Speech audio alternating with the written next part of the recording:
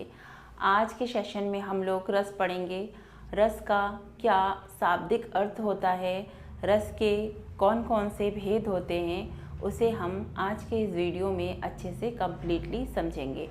और next video में हम लोग इससे रिलेटेड क्वेश्चनों को सॉल्व करेंगे जो कि एग्ज़ाम्स में आने की पूर्ण संभावनाएं हैं। तो देर ना करते हुए वीडियो स्टार्ट करते हैं, अंत तक वीडियो में ज़रूर बने रहें।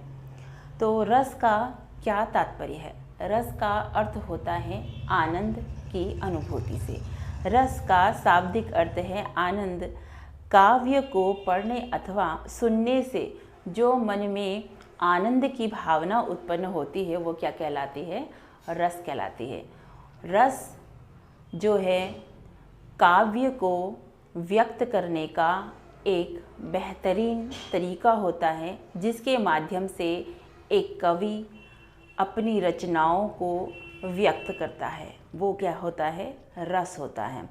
और रस को यहाँ तक कि जिन्होंने काव्यों की रचना की है, काव्य की आत्मा और प्राण तक कह दिया है। रस के भेद के बारे में चर्चा करते हैं हम लोग। रस के भेद जो हैं मुख्यतः 4 भेद होते हैं। प्रथम होता है स्थायी भाव, विभाव, अनुभाव और संचारी भाव। इससे रिलेटेड ही क्वेश्चंस जो है एग्ज़ाम्स में देखे जाते हैं कि रस में किस प्रकार का भाव उत्पन्न हो रहा है। ठीक है, तो सबसे पहले हम रस के भेदों को देखते हैं। कौन से होते हैं रस के भेद?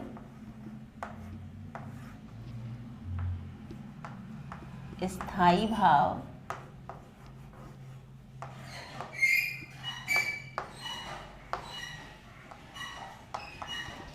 और विभाव,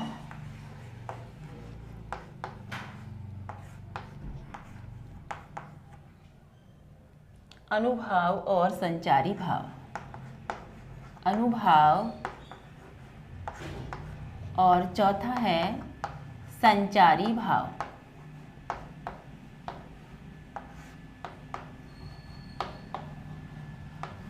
ये रस के 4 भेद हैं: स्थायी भाव, विभाव, अनुभाव और संचारी भाव। एग्ज़ाम्स में इस प्रकार से क्वेश्चनों को पूछ लिया जाता है। कोई आपको पंक्ति दे दी जाएगी और पूछ लिया जाएगा इसमें कौन सा स्थायी भाव है, कौन सा भाव है, ये पूछ लिया जाएगा। आगे हम इसके बारे में और भी डिटेल से समझेंगे। तो स्थायी भाव से क्या तात्पर्य है? स्थायी भाव अर्थात प्रधान, जिस रस में प्रधानता पाई जाती है। प्रधानता का भाव क्या कहलाता है? किसी पर्टिकुलर सब्जेक्ट की जो प्रधानता दिखाई जाती है वो क्या होती है? स्थायी भाव। अर्थात जो भाव प्रकट होते हैं रस के वो क्या होती हैं? स्थायी भाव। और स्थायी भाव वो की संख्या कितनी मानी जाती है? मूलतः 9 मानी गई है। स्थायी भावों की संख्या 9 मानी गई है। ठीक है, जो कि आगे हम डिटेल से और भी विस्तृत रूप से इसे समझेंगे। उसके बाद है अब हमारा विभाव। विभाव के बारे में समझते हैं। विभाव क्या होता है? विभाव से तात्पर्य है स्थायी भावों के उद्बोधक कारण को विभाव कहते हैं। जो स्थायी भाव से उद्बोधक के जो कारण प्रस्तुत होते हैं, जो कारण होते हैं रचनाओं में, जो कारण देखे जाते हैं, उन्हें क्या कहा जाता है? विभाव कहा जाता है। ठीक है, उसी प्रकार से विभाव के भी कितने भेद होते हैं? विभाव के 2 भेद होते हैं।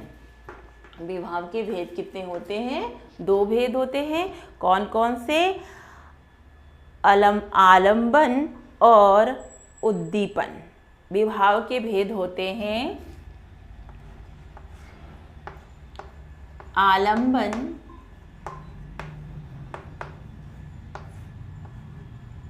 एवं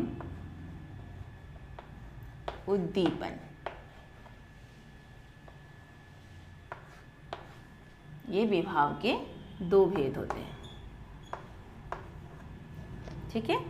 उसके बाद जो है विभाव के बाद है हमारा अनुभाव। अनुभाव से क्या तात्पर्य है?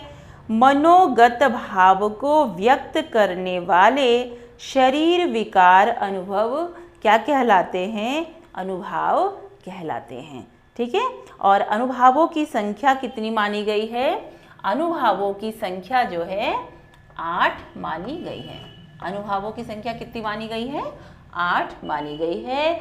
कौन कौन से है वो? स्तंभ, स्वेद, रोमांच और क्या है? स्वरभंग, कंप, विवर्णता, अश्रु और प्रलय। ये क्या है? अनुभाव के 8 भेद बताए गए हैं। ठीक है।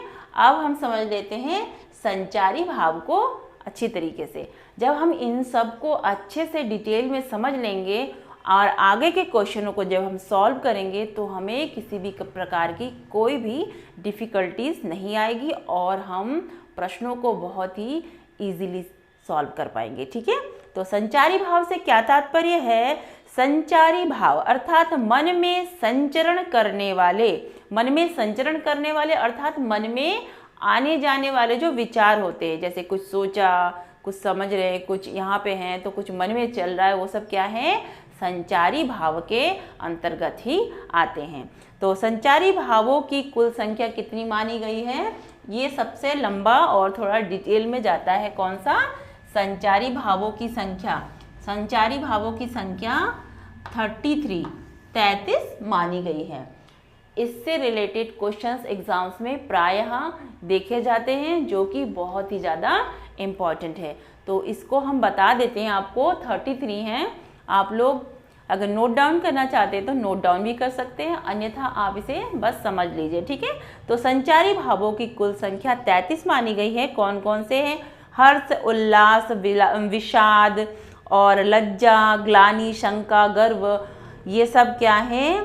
संचारी भावों के भेद हैं। और क्या हो सकता है? उत्सुकता, चपलता, जड़ता, निर्वेद, धृति, मति, वितर्क, आलस्य, स्वप्न, उन्माद, इस प्रकार की जो भी भावनाएं उत्पन्न होती हैं वो किसके अंतर्गत आती हैं? संचारी भावों के अंतर्गत आती हैं। तो इसको हम लोग आज बहुत अच्छे से समझ चुके हैं। एक बार हम लोग फिर से रिवीजन कर लेते हैं और नेक्स्ट वीडियो में हम इससे रिलेटेड जो क्वेश्चंस होते हैं उन्हें भी बहुत अच्छी तरीके से और डिटेल में जानेंगे।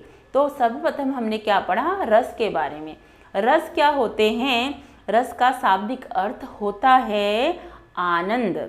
ऐसा आनंद जो किसी काव्य को पढ़ने अथवा सुनने से मन में जो आनंद की अनुभूति होती है वो क्या कहलाती है? रस कहलाते हैं। और रसों को कवियों ने क्या कहा गया है? कवियों ने कई बार कह दिया, प्राण कह दिया है। रस को क्या बता दिया है? काव्य की आत्मा अथवा प्राण कहा गया है। ठीक है।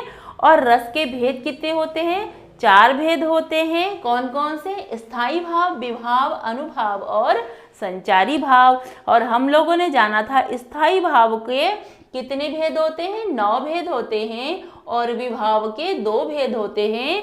कौन कौन से विभाव के 2 भेद होते हैं? आलंबन और उद्दीपन। ये किसके भेद हैं? विभाव के भेद हैं।